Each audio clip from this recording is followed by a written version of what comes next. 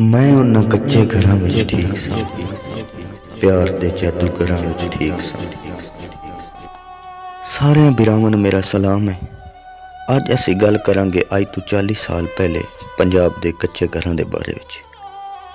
अगर तुसीं चैनल ते नवें हो तो सारियां बिरावां नूं मेरी बेनती है कि तुसीं चैनल नूं सबसक्राइब करो, वीडियो नूं लाइक ते शेयर करो। ये तुहाडा साडे लई इनाम हुंदा है। अज तो 40 साल पहला पंजाब दे अक्सर घर जिहड़े नूं कच्चे हुंदे सी। उन्हां विच मिट्टी दे चूल्हे ते मिट्टी दे तंदूर हुंदे सी, जिहदे विच लकड़ियां ते उपले दा इस्तेमाल हुंदा सी। लोग बड़े सादा ते प्यार करन वाले सी। समाज क्लास ते सिस्टम दा कोई नामो निशान नहीं सी हुंदा। धरती सालाना इतना गल्ला उगांदी सी कि कोई भुखा नहीं सी सौंदा। पड़ोसियां ते आंढ गवांढ सालन भेजना एहसान नहीं बल्कि रस्म हुंदी सी। ते इस तो इलावा घर विच जिहड़ी चीज़ पकदी सी पहले आंढ गवांढ ते पड़ोसियां ते रिश्तेदारां नूं दित्ती जांदी सी ते बाद विच आप खाई जांदी सी।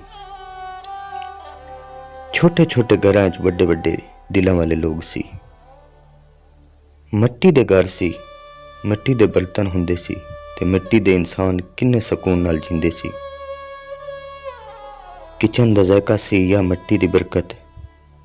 लोकां च कोई हिरस, कोई लालच, कोई मुकाबलेबाजी नहीं सी हुंदी।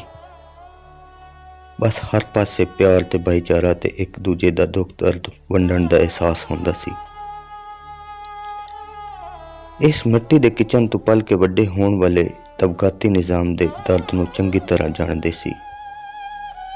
इस लई ते शायर ने आख्या है, मैं उन्हां कच्चे घरां विच ठीक सी, प्यार दे जादूगरां विच ठीक सी। ਇਹ ਉਹ ਜ਼ਮਾਨਾ ਸੀ ਜਦੋਂ ਅਸੀਂ ਤਰੱਕੀ नहीं सी कीती।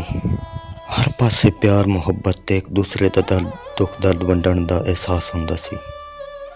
हुण असीं तरक्की कर लईए, 5G दा ज़माना आ गया। दूसरे दे दुख दर्द तो साडा कोई लेना देना नहीं।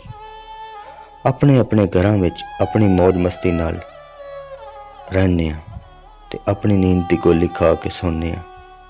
किसे ठीक ही आख्या है कि वक्त बड़ा जालिम है, तजर्बे दे के मासूमियत खो लैंदा है। हुण तुसीं ये दसना कि ज़माना वो चंगा सी या होण वाला ज़माना चंगा। ते वीडियो दे बारे भी तुसीं अपनी कीमती राय दा इज़हार जरूर करना।